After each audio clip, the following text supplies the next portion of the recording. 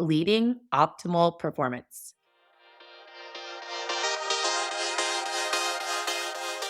Hey, it's Nikki, Llewellyn Gregory, and you're on Gut Plus Science, a mentoring platform for people first leaders of all levels.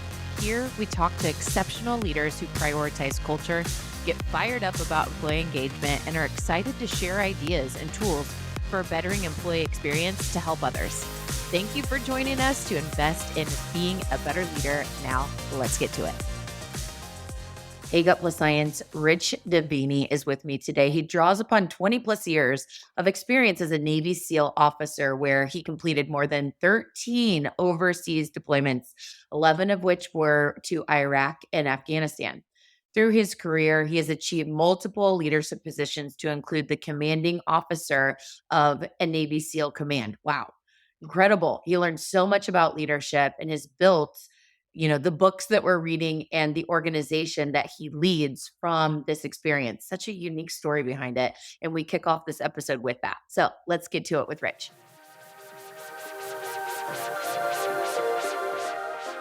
Rich Diviney, welcome to God Bless Science. I am so excited for you to be here today and to tap into your excitement and strengths around building high performing teams, the highest performing teams on the planet at that.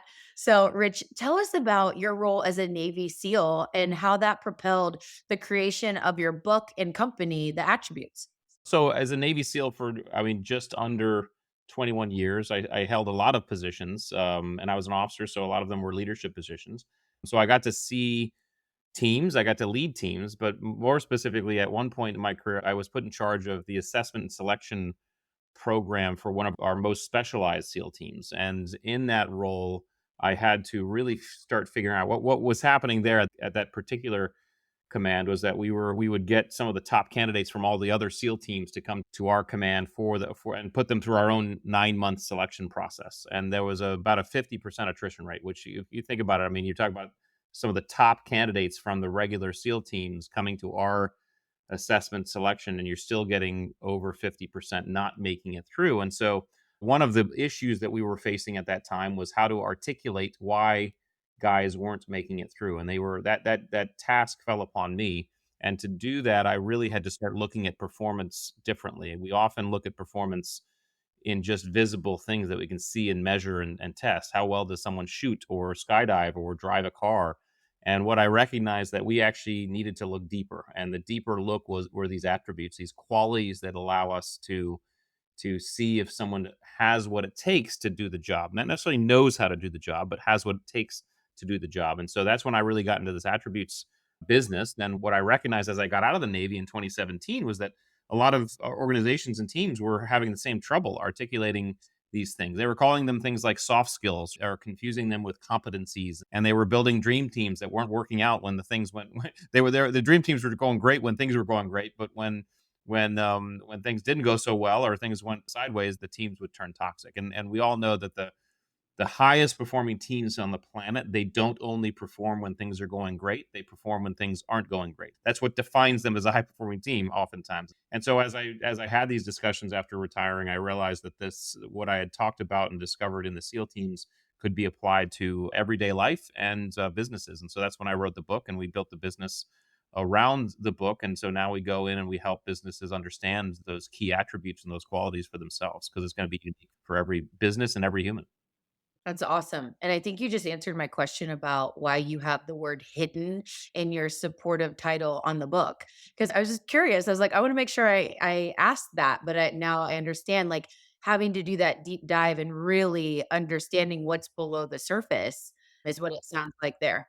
And I'll give a little bit more context, because I'll just define these terms. What I realized was that skills are not inherent to our nature. In other words, none of us are born with the ability to ride a bike or throw a ball or drive a car, right? We're taught to those things. We train to do those things. Skills also, they direct our behavior in known and specific environments. So in other words, here's how and when to throw a ball or ride a bike or drive a car. And then because skills are very visible, they're also very easy to assess, measure, and test. You can measure how well anybody does any one of those things. You can put scores around them and statistics around them.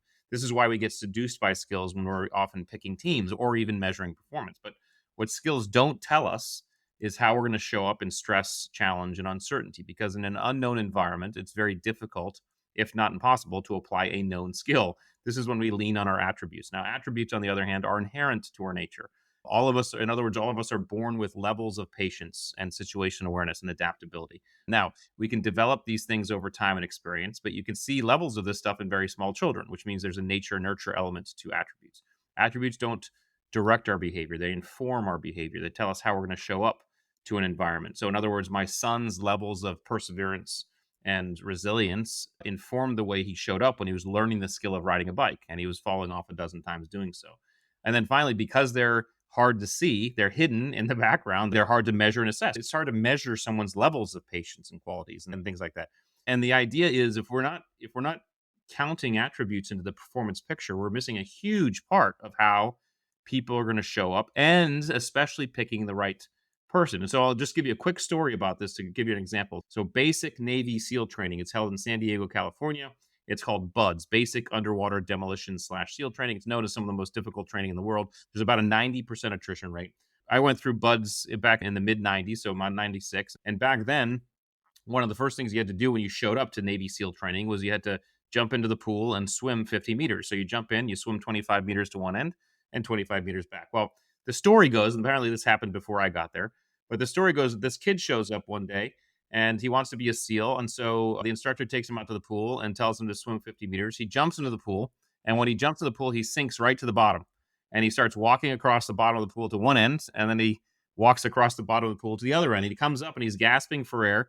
And the instructor looks at him and says, "What the heck are you doing?" And the kid, who's still trying to gather his breath, says, "I'm sorry, instructor, I don't know how to swim." And the instructor pauses and looks at the kid for a second and says, "That's okay. We can teach you how to swim."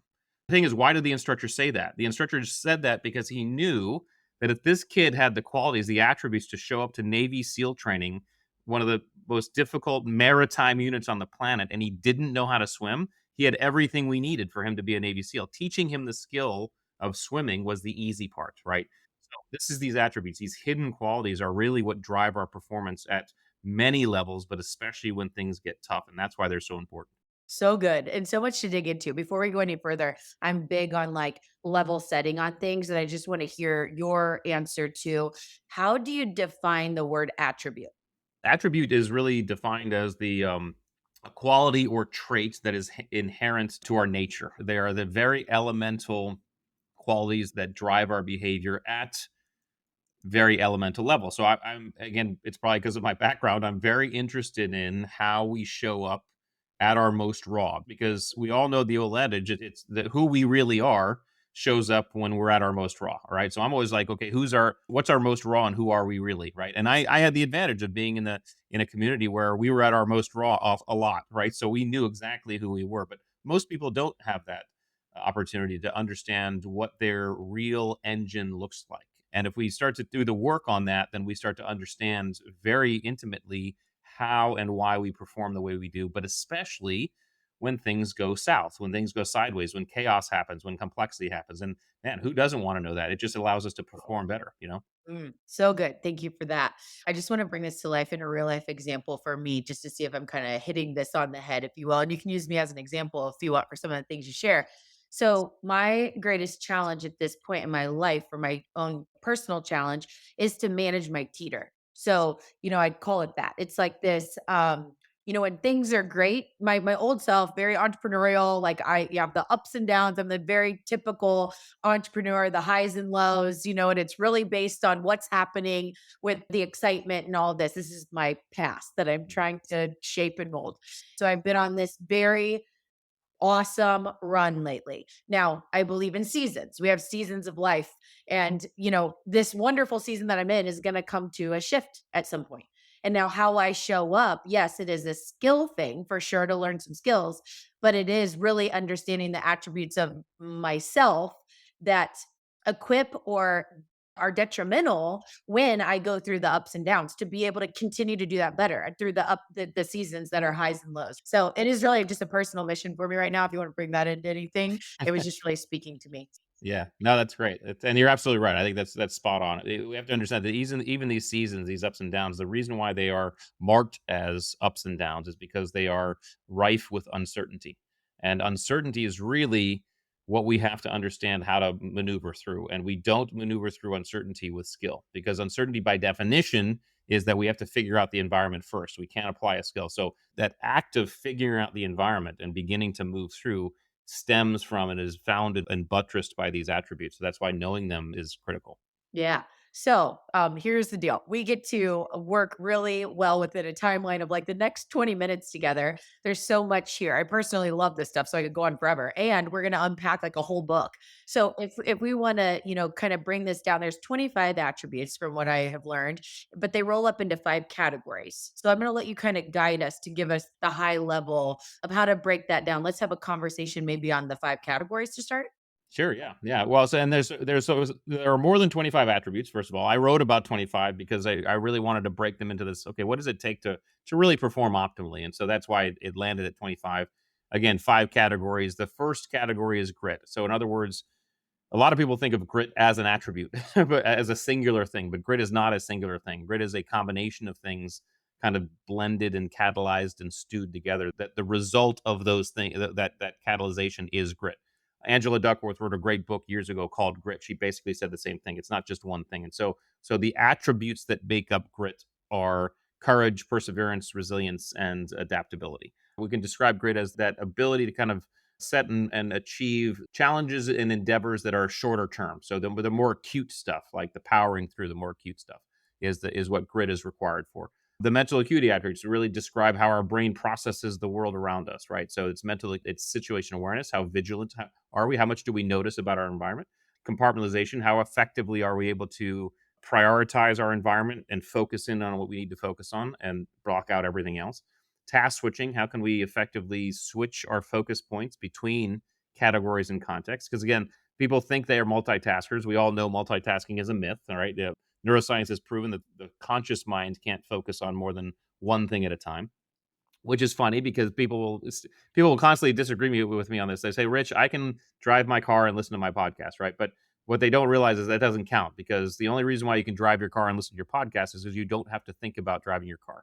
If you're driving your car and listening to this podcast, though, and suddenly someone swerves in front of you and you have to take evasive maneuvers, you will have to rewind the last 15 seconds of the podcast because your brain will have hopped, right? So that's task switching. Some people are better at it than others. And then learnability, how effectively are we able to metabolize and process stuff? Now, real quick, before I go on, I want to just level set for everybody. All of us are born with all of the attributes. So in other words, every human being has all of them. The difference in each one of us are the levels to which we have each, right? So in other words, if we take adaptability, for example, and 10 is high and 1 is low, I would be about a level 8 on adaptability, which means when the environment changes around me outside of my control, it's fairly easy for me to go with the flow and roll with it. Okay. Someone else might be a level 3 on adaptability, which means the same thing happens to them. It's difficult for them to go with the flow, difficult for them to roll with it. They are still adaptable because all human beings are. It's just the level. So if we were to kind of line up these attributes on the wall like dimmer switches, we'd all have different dimmer switch settings. And as soon as we start to understand where our settings are, we start to understand our performance at very elemental levels. So just kind of level set that. Everybody has all of these as I talk about them. After mental acuity, there's the drive attributes. So if grit speaks to those shorter term, more acute challenges and endeavors, drive would speak to the longer term ones. What are the attributes that make up the driven person, right? Those are self efficacy, open mindedness, discipline, cunning, and yes, narcissism. And we can dive into that if we want to. All drive attributes. And then the other 2 categories, one is leadership. What are the attributes that make up great leadership? And then what are the attributes that make up great team ability? So our ability to operate on team. So leadership, again, real quick, being a leader, being in charge, 2 different things. Okay. Being in charge is a position and being a leader is a behavior. And the bad news for a lot of leaders, or I guess the sober news for most leaders, is that we don't get to self-designate. We don't get to call ourselves leaders. That's like calling ourselves good looking or funny. Other people decide whether or not we are leaders by choosing to follow us because of the way we behave. If you call yourself a leader and you look and no one's following you, I got bad news for you. You're not. But those behaviors stem from very elemental attributes. Those are empathy, authenticity, accountability, decisiveness, and selflessness. So if we behave those ways, people tend to look at us as people they look up to or want to follow. And then finally, the team ability attributes. Again, we don't get to, like just like leadership, we don't get to call ourselves good teammates. Our other teammates decide, and they decide based on the way we behave. And those attributes are integrity, conscientiousness, humility, and humor. And those are the behaviors that allow for good teaming as decided by us when we're on teams. And so that's a quick outline of the five categories and the attributes in each. And of course, obviously in the book, I dive into each one in depth so people can kind of understand where they may fall on them. It's just really teasing out how important it is to read this book to really grasp all of this. I really like it. So thank you for sharing that. We're titling this episode today Leading Optimal Performance. How would you break down really like the key takeaways to inspire just some thought and even maybe some momentum towards hey, grab the book, because these are the key things when it's like leading optimal performance, leaning into understanding these attributes to be able to do that.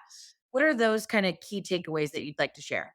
The most important takeaway is actually defining optimal performance. And this is really key because as a Navy SEAL, you hear a lot about peak performance, and we all hear a lot about peak performance and how everybody wants to be peak and peak here, peak there, and peak everywhere. And I used to get a lot from a lot of people that you Navy SEALs are the ultimate peak performers. And I would disagree with them because I say it's actually that's not true because peak by definition is an apex. And there's only one place you can go from an apex, and that's down.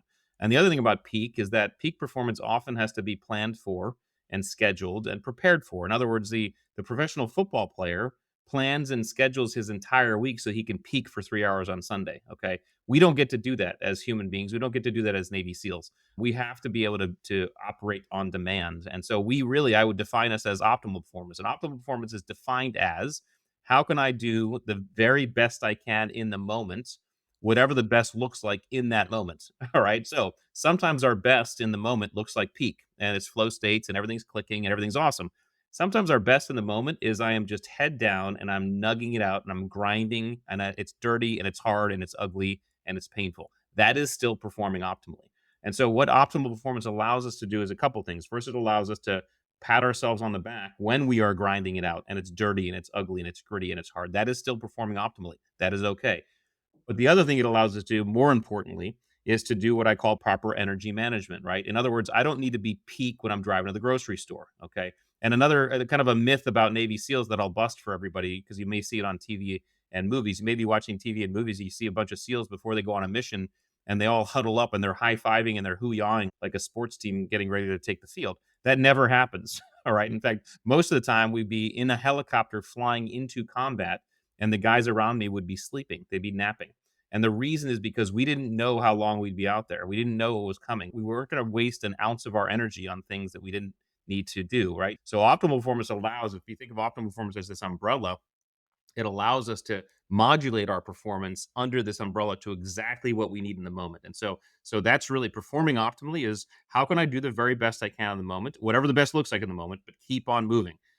These attributes allow us to do that. And so when I titled the book, The 25 Attributes of Optimal Performance, these are the attributes we need to perform, whether or not it looks great or whether it's ugly and dirty and gritty. It's hard, right? I can't tell you how many missions we went on overseas where we came back, we're like, man, that was ugly, but we got the job done, right? We were doing the best we could in the moment. And that's the key for everybody to understand. That's so good. You said the words consider proper energy management.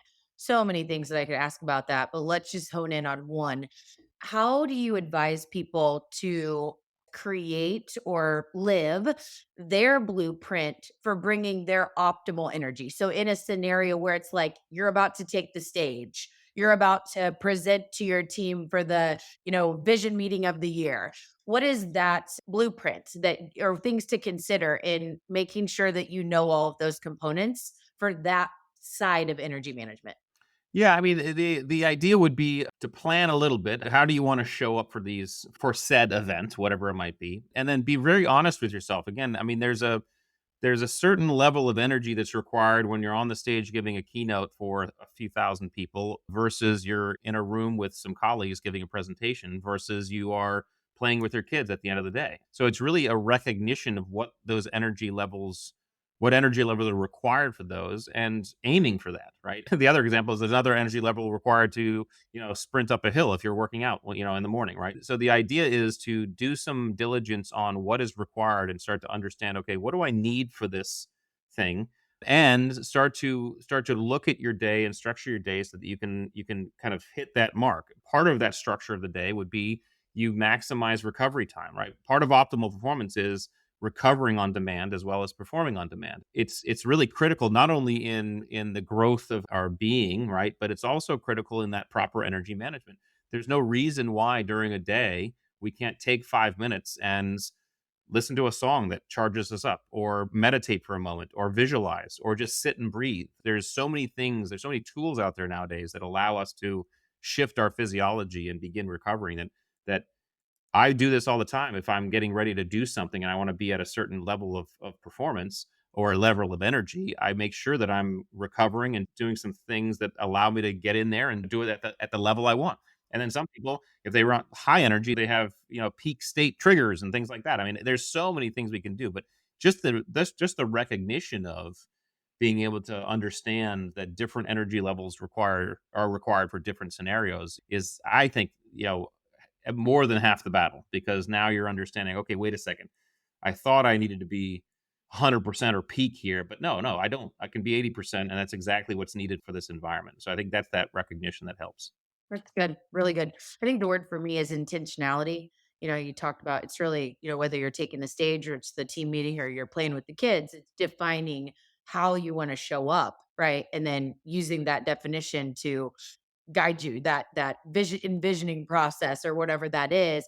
And then I think each of us to know, quote unquote, our blueprint, like I said, or a toolbox of things. Like a new thing for me is breathing exercises. I went on this retreat last year and it is like the biggest, I always have known that breathing, if you're stressed, like stop and breathe. But these breathing exercises that are like 10, maybe 30 minutes at the most, the energy that it gives me is way past a cup of coffee. It's been unbelievable. So it's a new toolbox item for me.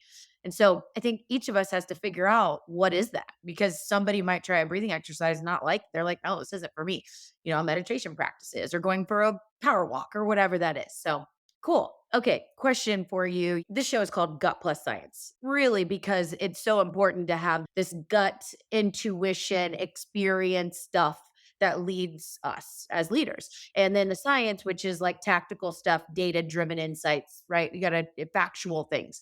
And so that's where the name of the show came from. And we're a little over 5 years in, and it's really held true. It's perfect for what we're trying to do here.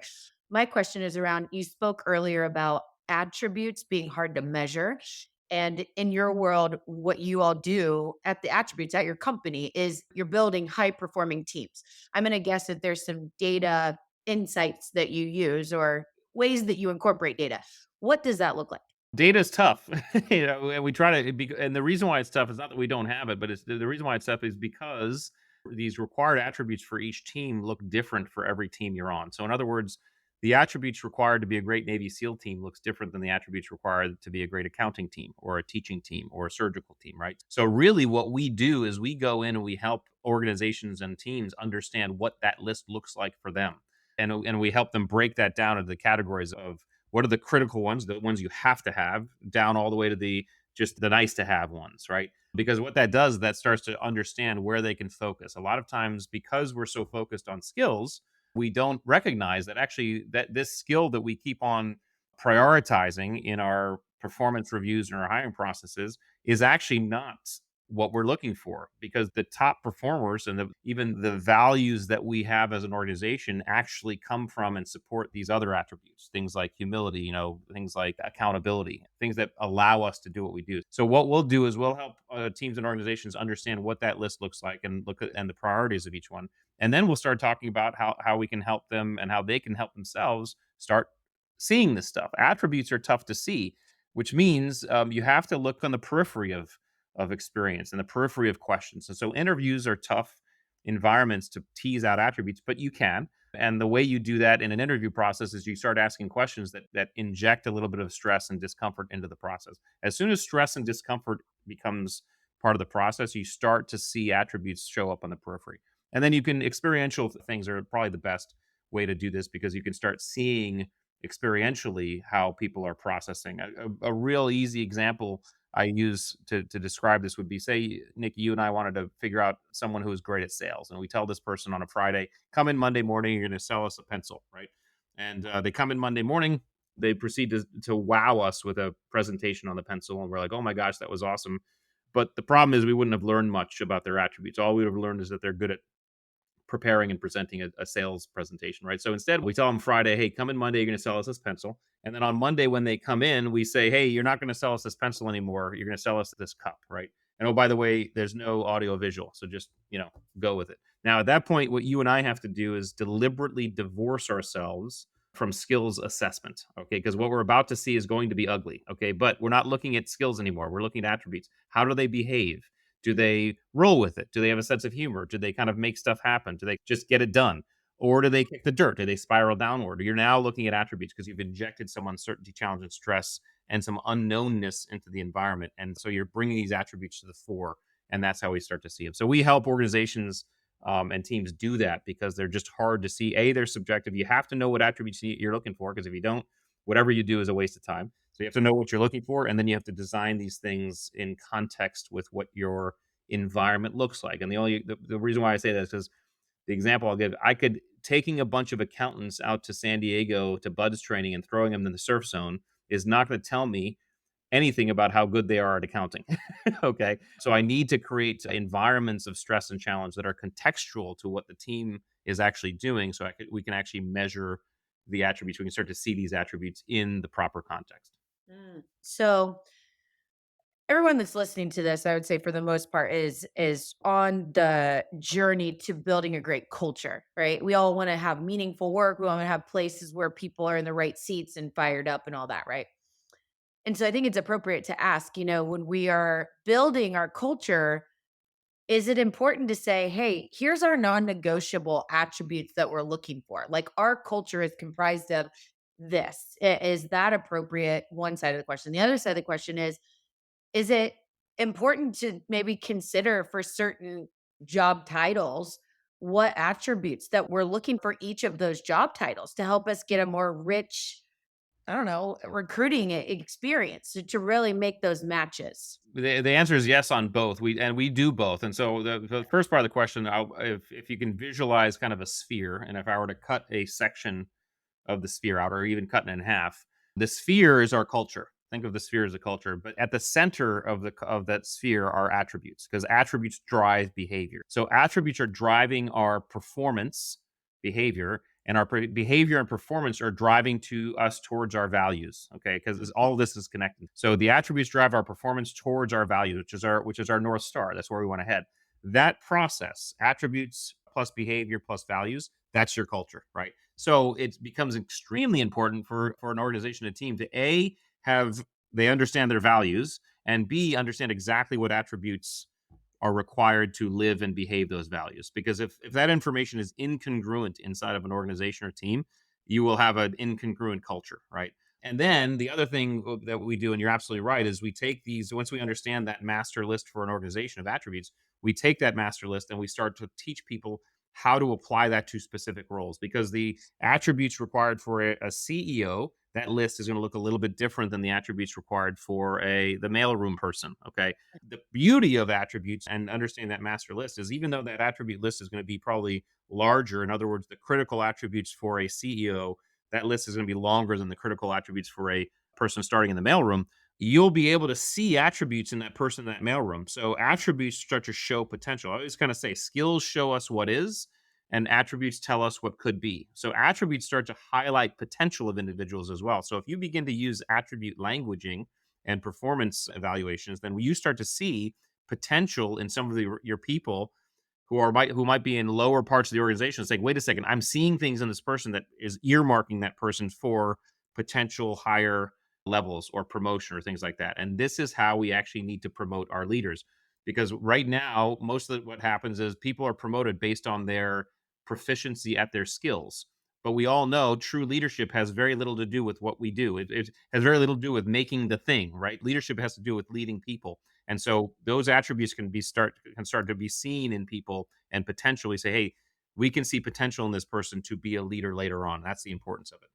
For anyone that's out there that is like me and loves like assessment type stuff, where you're like really breaking things down and you're like, oh, this is how this piece connects to this piece, or getting qualifiers, having this more, I don't know, grounded understanding, like the attribute language or, these key attributes that help you to just make culture more concrete, with the behaviors. I'm just fired up. I love this. This is so fun. I could talk to you all day, but we got to come to a close. So before we go into our lightning round, Rich, can you share about your next book? Yeah, I'm putting it together now right now, and it's in line with this. It's really so the book is called Masters of Uncertainty, and this is what I always define the Navy SEALs as: individuals and teams that could drop into deeply complex, ambiguous environments and perform. Here's the good news: is all any one of us can be a master of uncertainty. There are specific steps that we have to take to become a master of uncertainty. Step number one, you may have guessed, is understanding your attributes, right? But there are other steps in terms of understanding how we show up, what our engine looks like. And then there's things we have to understand and know about our physiology and the way we react to stress, challenge, and fear. And then there's specific tools that I'm going to put in the book that I worked on with a good neuroscientist, good friend of mine. Tools that we can use, actually, people can actually implement and step through uncertainty, challenge, and stress. So that's the project. It's fun putting it together. That's awesome. And when is this book supposed to hit the market? That's a great question. My my agent would like by the end of the year. We're hoping, or by fall. So that's what we're going to aim for, I think. So, yeah. Well, we'll keep in touch and then we can figure out, how to maybe do some follow up around that. Good. All right, we're going to take a quick break here from our sponsor message today. We'll be right back with our lightning round where we get to learn a little bit more about the personal side and the favorite things behind Rich Diviney. We'll be right back. If you're leading with a people first mindset, which most likely you are because you're listening to Gut Plus Science, join People Forward Network, the largest community of humans on a shared mission to lead meaningful work. You can find us at peopleforwardnetwork.com or follow People Forward Network on LinkedIn. All right, we're back on Gut Plus Science. Rich, okay, we got 4 questions for you. You're going to help us with our ever growing recommended reading list. So, if you can share a favorite book of all time or a favorite recent read to recommend to our leader listener audience, what book would you like to share? Favorite book of all time is tough, but I will say my recent read, I actually keep on going back, is Yuval Harari, Sapiens, Homo Deus. I love his stuff because I love the way he breaks down humans and why we do what we do. I'm really kind of fascinated with why we do what we do. So I would recommend Harari stuff to anybody. I love that. All right, Rich, what always makes you smile? My kids and my family. Yeah, I am a huge family man, and having done so many deployments overseas and having to spend so much time away from them, one of the well, it's hard, but one of the benefits is you never ever lose appreciation. And so my kids are now teenagers, and they still make me smile even as teenagers, which is a big deal. So, Oh, that's awesome. Shout out to your kids. So, how many kids? What are their names? How old? yeah, two boys, Connor and Josh. One's 17, one is 15. So yeah, great boys. Awesome. That's great. And Rich, what sustains you on a daily basis? I am always looking for ways to progress in my goals and objectives. And what helps me do that is a conscious effort to delay gratification. I've realized that that's one of the secrets to success is the ability to delay gratification, but it takes work to do that. And I have to say, okay, well, I don't need the reward right now. I can put in the hard work and the reward will come. And so it's a little bit of patience and delay gratification. That process of kind of setting those audacious goals and understanding that delayed gratification trick is really what sustains me. And I think, helps me kind of stay young and vital because, I did 21 years in the Navy and now I'm just starting a whole new thing, which is fun and cool. Thank you for your service, by the way. Oh, absolutely. Thank you.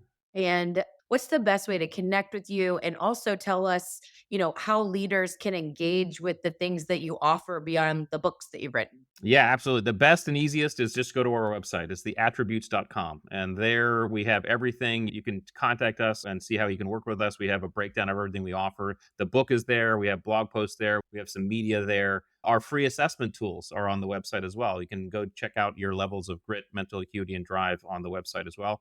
And all my social media handles are there on the website. So theattributes.com, one stop shop. All right, here's my truth you can act on from Rich Diviney. Number 1, optimal performance is defined as how can I do the very best I can in the moment, whatever that looks like in the moment. I love that. Number 2, the attributes that we are able to self assess are grit, mental acuity, and drive. We're going to link out to that assessment that you can take through Rich's company, The Attributes, so that you can try that for yourself. Number 3, Rich also mentioned leadership and team ability as attribute opportunities for us to assess, but this is like a 360. This is where others need to let us know. It's like we aren't going to be like, hey, I'm a great leader. Hey, I'm a great team member. Like Rich said, this is really important for us to know as an attribute, but it really comes from the ability to see through the eyes of those that are around us. Number four, attributes plus behavior equal culture. And the final truth you can act on I have today, number five, maximize your recovery time. Recovery time is as big as performance time. What are you doing to make sure that you're getting the small gaps in your day or the time away from your desk or your computer or however it is that you work to recover?